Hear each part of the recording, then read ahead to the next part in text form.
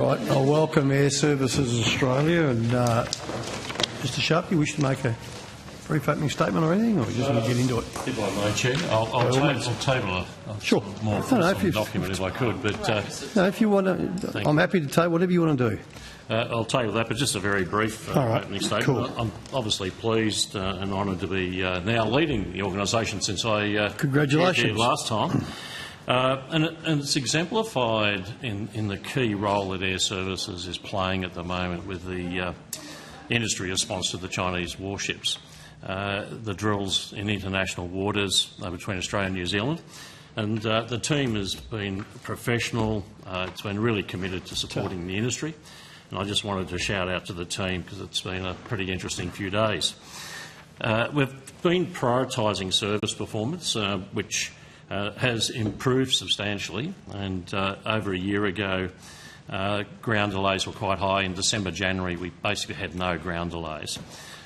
We acknowledge we're not there yet. There's still service aberrations which remind us we've still got some work to do, but I am pleased to say that air traffic control staffing levels by June will be in a resilient level, which means we have backup staff and we're in a fully rostered position. We've got two big programs that I just wanted to acknowledge as well. Our AFT Next Gen program, so this is a step change, generational step change in firefighting capability, and stage one has started to commence. And the One Sky program is well advanced. We've had successful integration testing over Christmas, practical completion of the facilities that support it, and that state-of-the-art infrastructure is now ready. Billions of dollars of benefits for industry. Thank you, Chair. Thank you, Mr Sharp. Questions? Senator King. Thank you. Great to see you, Mr Sharp, and all the team. I have some questions around the Chinese war games issue that's been going on and Airservices Australia's role. When did you become aware of Task Group's intention to provide to perform a live fire exercise?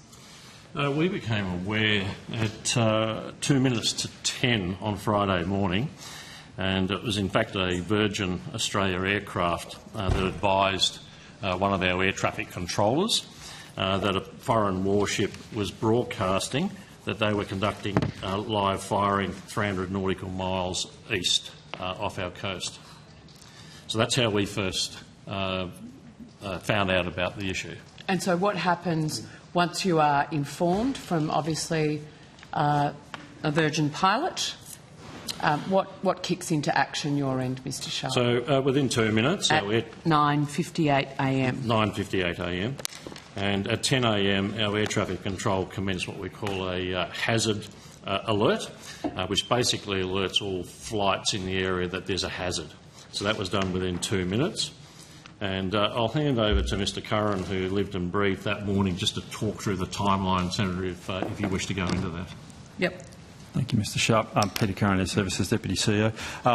Senator, the frequency that the Virgin pilot monitored the Chinese vessel on is a frequency that's an international guard frequency. Air traffic control does not monitor that frequency, but pilots do, so we can't hear what was said. So the pilot of the Virgin aircraft heard what was said from the Chinese vessel, relayed that back to air traffic control. Air traffic control then passed that through our system and started giving hazard alerting to all aircraft on the frequency.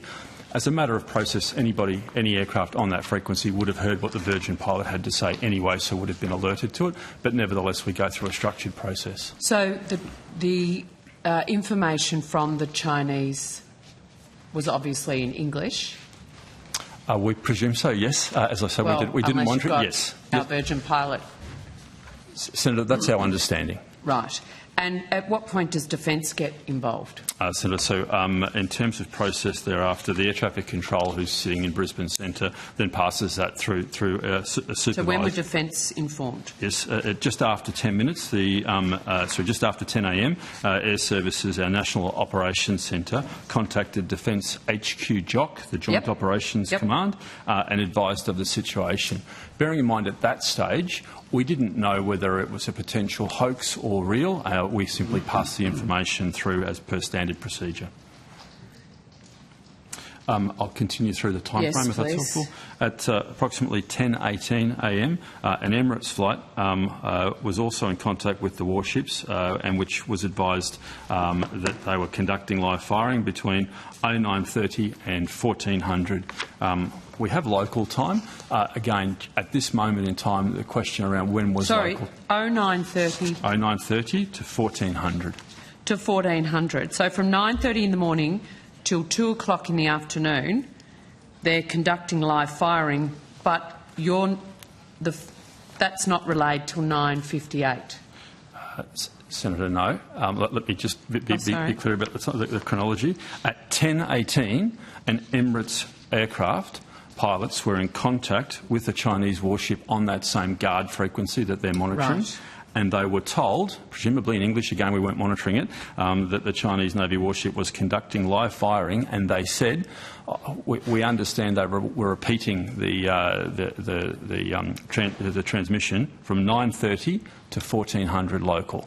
Right. Now, when the Emirates aircraft came in range of the vessel and was able to first hear that, we don't know precisely, but that's what we presume, is that as the aircraft got closer to the vessel, it picked up the transmissions. Those transmissions may have been being made for some time, but no aircraft that were on our frequencies may have heard it. Right, and you're the only agency within Australia that would have heard that? Would have been speaking to the aircraft, Yeah. who we provide a service to in controlled airspace. That's right. Okay, so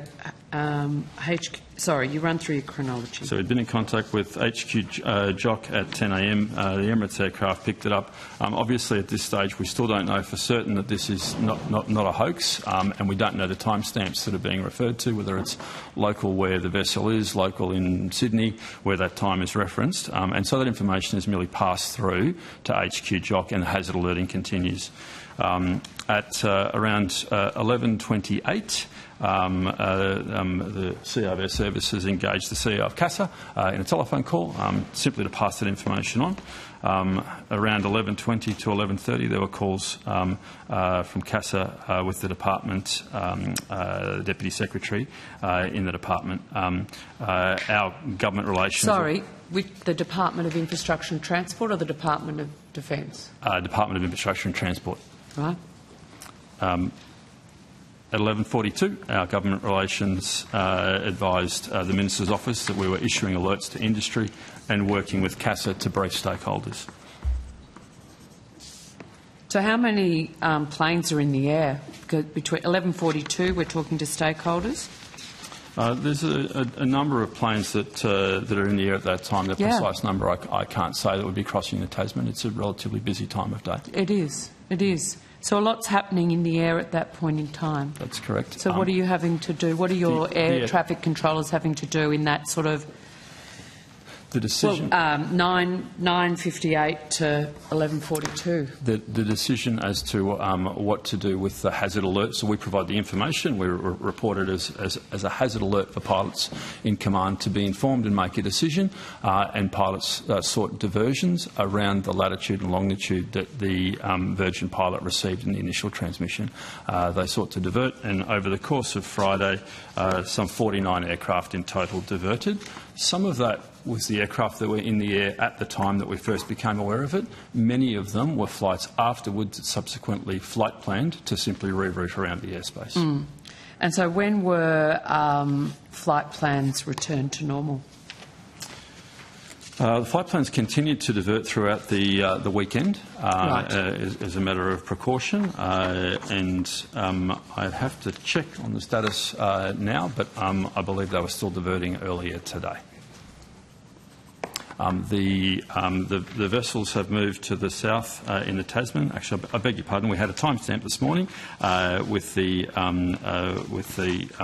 group having moved further south away from the airways, and as they're not anywhere near the airway structure between Australia and New Zealand, flights were not needing to divert. Okay, so did Defence provide Airservices Australia with notice of the task group's live firing exercise, or it was the other way around? That's correct. Airservices Australia provided the information to correct, Defence. Senator. We became aware through the Virgin flight. Through the Virgin flight. Were Airservices Australia required to respond to the second live firing exercise? Airservices Australia was already responding. Industry was already diverting around the latitude and longitudes which were provided by Defence. Okay, so you were ahead of Defence on this? I wouldn't say we were ahead. It's not we became aware of the situation because and then you fed that information in? Correct. Excellent. And no one was harmed? Yeah, go for it. Did before you knew of the live firing, were you aware of the location of the ships? No, Senator. Okay. Since you've found out over the last few days, have you established where the ships were and where the live firing occurred? Senator, we put in place a range of measures, including engagement with HQ DOC, whereby they provided us with information where updates on the lat long of the vessel, and any change in disposition was the arrangements we had in place. Were those ships located on a typical flight path from New Zealand to Australia? Senator, there's a number of flight paths that go, as you'd imagine, from Sydney across to various cities in New Zealand. From Brisbane, they all sort of converge to the south-east there. Yes, the locations during Friday and Saturday were generally where there's a number of flight paths. Right. Would not appear to be a coincidence where they were then. Okay.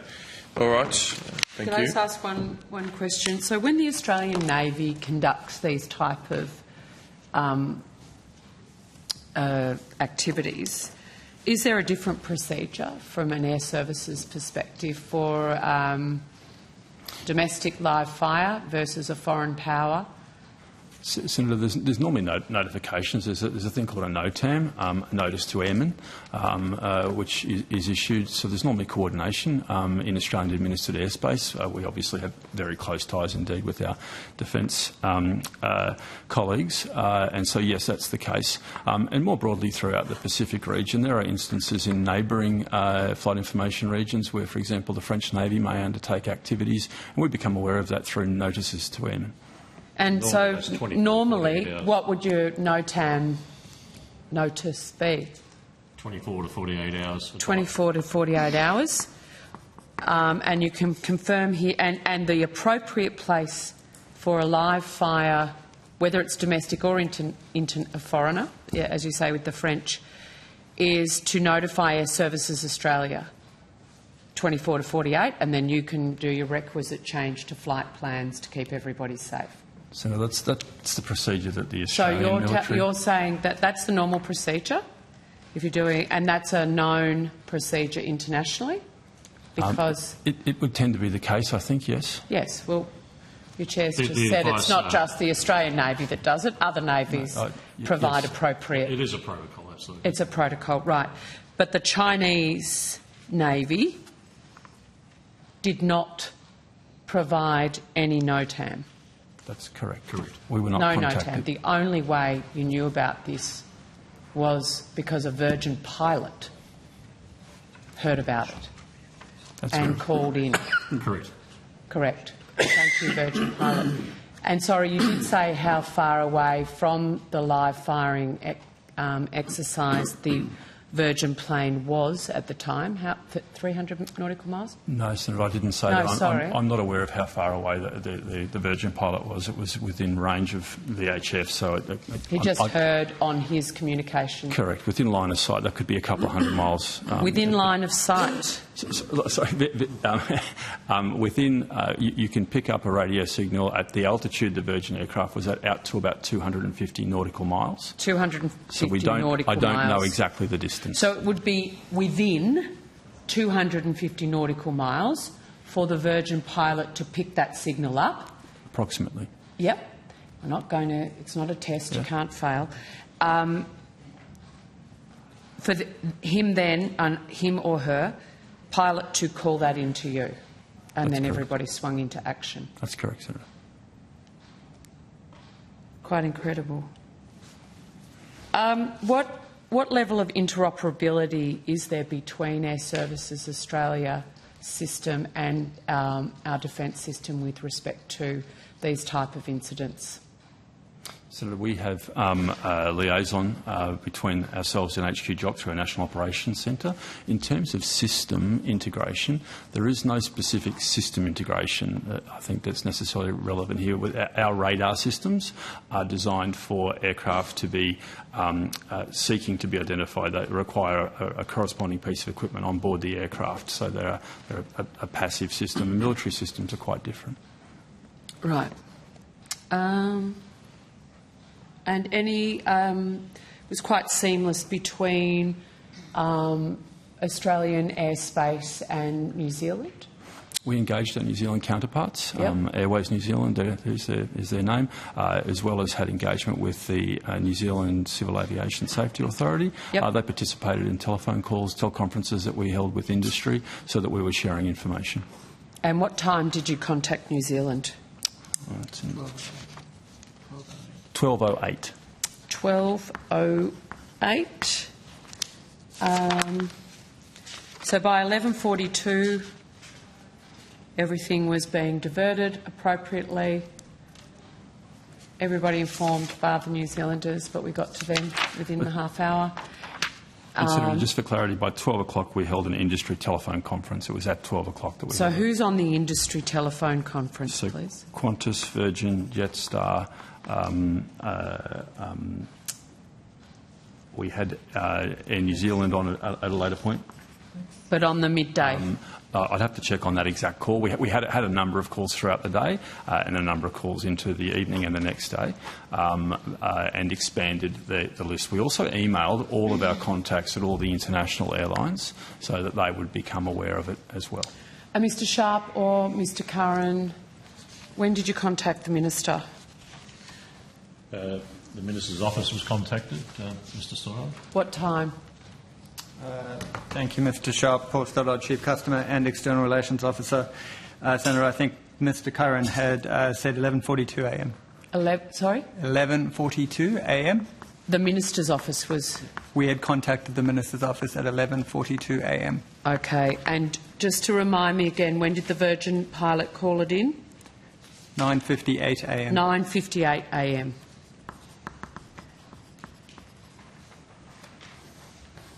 Senator, the department had informed the Minister's office through those initial calls we had with CASA and the department at 11:20. 11:20, okay. And can you confirm whether the Minister for Defence and the Minister for Foreign Affairs were aware before or after 11:20? We can't confirm that, No, Senator. we can't confirm that. So that is a question for Defence. Senator, yes. Yes, And Senator. Defence were aware at 10:18 a.m. Is that correct, or have I? 10 a.m. is when 10 a.m. is when Airservices National Operations Centre contacted Defence HQ Jock. 10 a.m. 10 a.m. Defence was Approximately, aware. I have a little approximate squiggle, so it'll be plus or minus a minute or two. All right. Thank you very much, gentlemen and ladies. Sorry.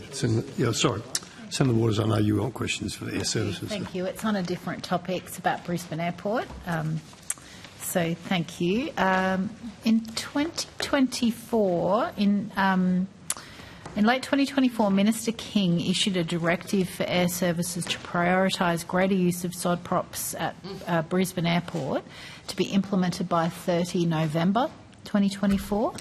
And at the last estimates, I think it might have been you, Mr Curran, you said that a forecast doubling of sod props usage to about 5.3% was possible for 2025 following the directive from the Minister. I note that for the period from 1 December 2024, so just after the directive was issued, to the 15th of Feb, there's only 1.9% of flights that are using sod props, which is like only about a third of what you'd hoped for.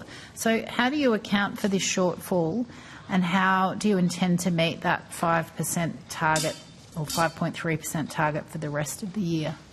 Senator, I'll kick off and then I'll pass to Mr Curran. The 5.3% is a number that we still believe is achievable. Just bear in mind that's an annual number, and so it's subject to weather and also to traffic volume when you can actually operate the sod props. Yep. The wettest part of the year happens to be December and January. During the winter, cooler months, you'd see that percentage being much higher. Okay. And the 5.3% we believe is achievable. It's very similar to what we achieved regularly over 20 years in Sydney, so we believe it is very achievable. But Mr Curran. Thank you, Mr Sharp. Senator, thank you. Just to build on that a little, you're quite correct with the numbers. We produce a daily and monthly presentation on our website so that communities can understand exactly the circumstances when we were able to run the sod props mode. We understand the interest in it. We understand it is the most beneficial in terms of community noise impacts, and we seek to run it in those times when we can. Importantly, the hours in which we can run sod props is limited by a number of factors, largely weather. The runway has to be dry, the wind conditions need to be appropriate, and the traffic levels need to be not too high.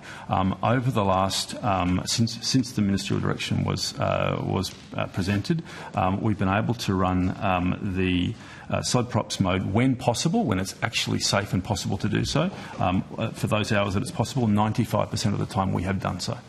When we haven't done so, we've published the reason why in a reason code that goes on our website to explain the reason. And it's typically operational reasons to do with other traffic. That could be an emergency services helicopter that's in the airspace at the time, or other factors of that nature. But in general terms, when we are able to run sod props, we are doing so. Okay. If you could please, on notice, just run me through, you gave me one example of why perhaps the 5% wasn't used. There was an emergency helicopter or something, yes, for example. Can you just on notice, please, just list for me the instances that meant that you couldn't do sod props 100% of the time when you otherwise might have been able to? Thank you. Senator, yes. I'm interested, please, now in the Senate inquiry recommendations, the inquiry into aircraft noise that Airservices was a witness before. What role will Airservices play in supporting the establishment of an independent aircraft noise ombudsman, separate from its own structure, which is what recommendation 17 suggested? Senator, thank you. Recommendation 17 is a recommendation that the Australian Government undertake activity. So Airservices will support the Australian Government in whatever steps it takes with regard to that recommendation. And I think I should say the evidence I heard earlier from department officials with regard to where this process is at, I understand the Government hasn't yet accepted or made a decision as to the recommendations. So Airservices obviously is guided and informed by government position.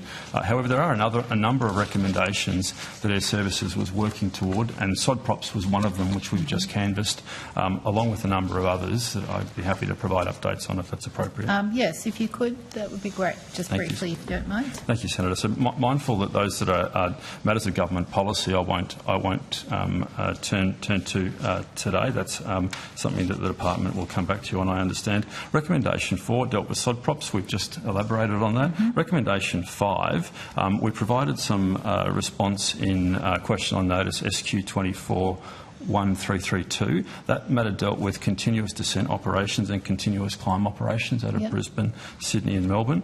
Airservices has been undertaking a number of trials under the sort of overarching banner of continuous descent operations.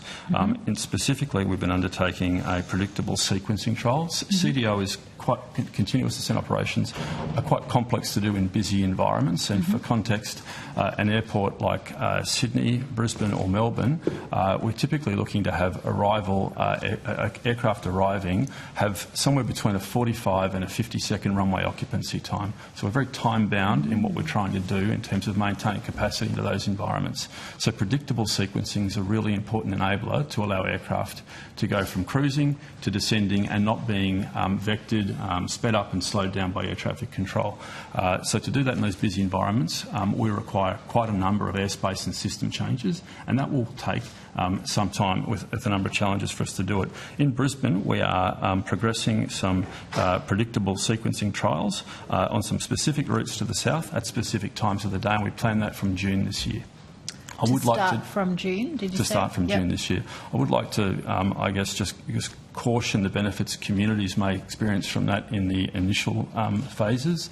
The predictable sequencing will tend to give a benefit in terms of the initial descent phase, which is at higher altitudes, and so the next phases are likely to be where we get to a stage where communities may experience less noise because aircraft aren't having to slow up and or speed up, slow down or speed up due to air traffic control, trying to manage that runway occupancy time that I referenced earlier. Okay, so it's quite a process. It's quite complicated. That means you're hoping, and I'm sure Brisbane residents will be hoping that come June, when you're trialling that continuous descent, that it will be less noisy. Is that what you just said? Senator, I'm cautioning that be the expectation. I'm saying that this is an early stage. Oh, right. You're saying don't have that hope. Sorry, Senator, it's late. Senator, we need to progress in stages here, and without the right redesign of the airspace, it's going to take a number of years until we're able to implement continuous descent operations right the way down to the runway. And there are no major airports in the world where CDO is deployed from top of descent down to the runway. Heathrow does it from 6,000 feet in a limited fashion. That's the only major airport in the world that's having much success with this, and they have quite a different design than we have here. Okay, so hope is not allowed. I'm just cautious not to overplay expectations. We are investing into this, but it will take time. Okay, and is the purpose of that to have a noise reduction ultimately, or is there some other purpose? Ultimately, it will lead to noise reduction. It will also lead to efficiencies for operations as well, and CO2 reductions. Okay, thank you. I do have a few other questions. I'm conscious of time. Perhaps if you did have any other recs that you were already doing something about, would you mind popping them on notice for me? Thank you. Have you done anything in relation to Recommendation 13, noting, as you mentioned, that the government hasn't adopted it yet, but Recommendation 13 was for a full review of Brisbane's airspace following significant community impacts of recent flight path changes. Have you done anything in that space? So the Recommendation 13 is a matter of government policy. As I read it, it says Airservices considers for metropolitan airports which add a new or expanded runway to conduct a full-scale review of broader airspace in the greater metropolitan area, and that is a matter of government policy. Okay, so you won't do that until government asks you to do that. Okay. Just the aviation white paper. When will Airservices Australia begin publishing quarterly reports on non-compliance with noise abatement procedures? Senator Paul Stoddard, Chief Customer and External Relations Officer. As I understand it, we are publishing monthly reports for Brisbane, Senator. Have been doing so for around about 6 months, and we are planning to publish noise abatement procedure reports for the other major airports by March, so next month. Okay, that's great. And can I find them on a website somewhere? The Brisbane one you can, and the others that I mentioned in March will also be on the website. Okay, great. Have you done, or when will you do, an examination of your noise and flight path monitoring system and include additional information in that on aircraft movements and noise impacts? Is that underway? That one's for Airservices. I think the aviation white paper suggested that occur. And just wondering whether you... initiative number on that one? Is there an initiative number? Probably, that was about but 56? I don't have it. No, okay. We'll have to take that on notice. I'm not quite sure the specific reference there. Okay, no worries. And is there an intention to publicly release all historic and future data from the noise and flight path monitoring system? We'll have to take that question on notice as well, Senator. Okay.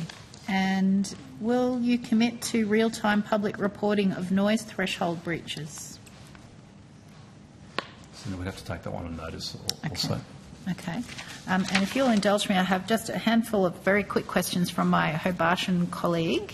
So Airservices Australia has been reviewing the Hobart Airport flight paths for a number of years and still has not provided a time frame for a decision. The Hobart community would like to know when a decision will be made. What is the time frame for a decision on reviewing the Hobart Airport flight paths? Senator, thank you. There's a number of initiatives underway in Hobart. If I could be specific, they're known through their recommendation numbers. Recommendation 5 referenced the noise abatement procedure, and we did undertake a trial throughout the course of 2024. We've actually finalised that trial and assessed the trial data against the criteria, the success criteria, which we published and consulted the community on, and we've formalised that and implemented that permanently. So we took that decision on the 14th of December. In terms of recommendation 4 and recommendation 6, yes. Which are two recommendations that we've been progressing, the background to these is we undertook a post-implementation review. These are community-suggested options which we've been engaging. It's fair to say that the community-suggested recommendations where the flight path moves away from one community to another, there is varying views from which community will be newly impacted. So recommendation 4, the feedback we've had is basically split, and that's around a shifting a flight path about 3 to 5 kilometres to the east of its current location. That was 2 to 3 kilometres, but anyway, carry on. Okay, thank you. Recommendation 6, the feedback we've received from community is largely around 70% is against the change and 30% is for the change, and that's to move a flight path over Warden and Emerald Island. So we've received quite a lot of feedback, 193 submissions. We're working our way through that, and we plan to make an announcement around our intentions on any implementation, if we go to implement, in Q2 this year, so before June this year. Yep, okay, thank you. Now, I think the Hobart folk are also waiting. We have a 9:15 break. Oh, really? Can I just get this one question out? Yeah, That's right. absolutely. This is honestly, the last one. Thank you. Fine, thank you. So the Hobart folk are waiting on a decision regarding recommendations made that they made through the 2022 Airservices post-implementation review. I think that's what you just referred to. That's correct. So they wanted to know about Rec 4 and they wanted to know about Rec 6, and you've just told me Q2. And can I ask, finally, has the government asked you, Airservices Australia, for any advice from them in relation to the inquiry recommendations? The Senate inquiry into aircraft noise recommendations. Sorry, I've jumped around a bit because I'm running out of time. Have the government asked you for your input into the Senate recs? Yes, Senator, we work closely with the department to feed into their response on a whole range of recommendations from that inquiry. Okay, can you tell me what you told them? Senator, there are numerous recommendations, and so we would be contributing to specific recommendations that affect Airservices. Yep. If you want me to provide... Perhaps on notice, that would be great. Sure. Yeah, thank you very much. Thank you, Chair. Thanks, Senator Waters. We'll now break till 9, excuse me, for 15 minutes to 9.